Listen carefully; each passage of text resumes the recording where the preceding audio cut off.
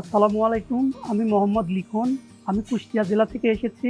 চাকরির সুবাদে আমি এখন ঢাকাতে থাকি। প্রত্যেকটা এপিসোডই আমি কম বেশি দেখতাম। শুটকি দিয়ে কোনো কিছু একটা বানাতে হবে। তো ওখানে আমি আপনার শুটকির কিমা বেগুনে কালাই টাট করেছিলাম এবং এই রেসিপিটা বাড়িতে আমি তৈরি করেছি। করে আমার নিজের মতো করে সুন্দর করে ছবি তুলেছি। তুলে ওখানে মেইল করেছি। হঠাৎ করে আমার এক বন্ধু আমাকে জানাচ্ছে যে, "দোস্ত তোর এমন পত্রিকাতে নাম দেখলাম। তুই কি কোথাও কোনো জায়গায় কিছু পাঠাইছিস?" আমি তখন বললাম যে, "হ্যাঁ, আমি তো একটা রেসিপি পাঠাইছিলাম।" তো তখন ও বলছে, "তাহলে তুই মনে হয় ওখানেই সিলেক্টেড হয়েছিস।" আ আসলে টু বি অনেস্ট আমি কখনোই ভাবতে পারি নাই যে আমি টপ 10 এর মধ্যে আসবো।